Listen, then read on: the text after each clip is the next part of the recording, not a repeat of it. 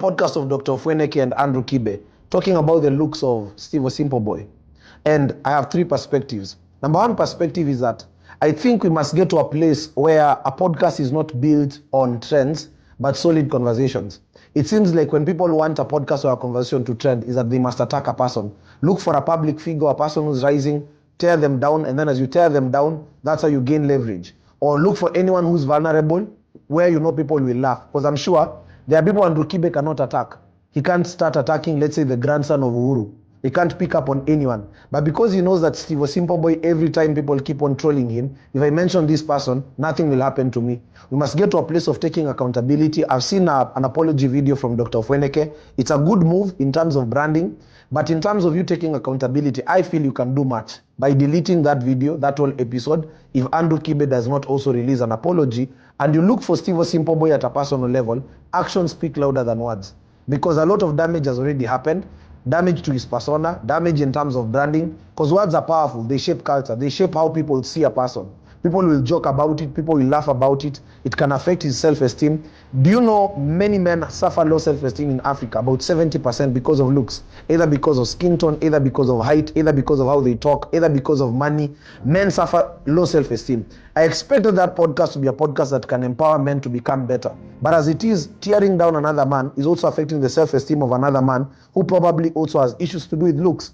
Number two, for Andrew Kibe, I feel it's already a pattern. I've had him criticizing from Khalif Cairo, Njugush, criticizing Sifuna.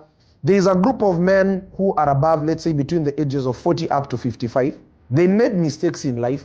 There are some who've forgiven themselves, and they have chosen to empower the next generation by talking to them and working with them and being vulnerable. And I love it. For example, you'll see that there are men who've written books. They are talking about it on podcasts. These are the mistakes I made. But there's another group of men who I think have not healed and they have not forgiven themselves. So their work is that they see any younger person rising quickly, they attack them. For example, I know this video, I'll be attacked on podcasts. Several. I've seen a number of podcasts just picking on young people. If they make a mistake in business, they beat you. It goes beyond positive criticism to a place of hatred. I think Andrew Kibe needs to heal. As a nation, we must get to a place where we just need to say the truth. You can't be criticizing everyone. This one will not go anywhere. I know what I'm saying. You can't talk like you're God. We must get to a place of boldness and audacity as a generation. And some of these podcasts, we must just, report them. Let them disappear.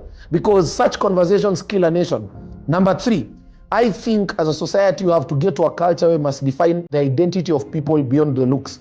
I believe people are defined more than how they look and what they have. There is something deeper. I love how Stivo Simpleboy responded. He responded with a lot of, soberness. He was even wearing a hoodie for branding, meaning he took it for as a business leverage, continued to push his brand. That was a powerful response, because sometimes in life you also need to be sober. And by being sober, you realize that it calms down everything. But you need to have a culture of intellectual conversations, powerful conversations, and people don't need to be attacked for your podcast to trend. And I believe if you're able to do that, there'll be a lot of balance as a society. As a communication coach, to me, that shows me that there's a gap. That means that people are not reading enough, so they don't even know what to talk about in a podcast. They just throw words anyhow. And we are also not working on our hearts. Out of the abundance of the heart, our heart, the mouth speaks. If your heart is not healed, you can't speak powerfully. So that's a gap, and we need to fix it as a society. And I believe more podcasts need to rise. That will be a counter solution to some of these conversations. That is Walubengo. That's my personal perspective. Bye-bye.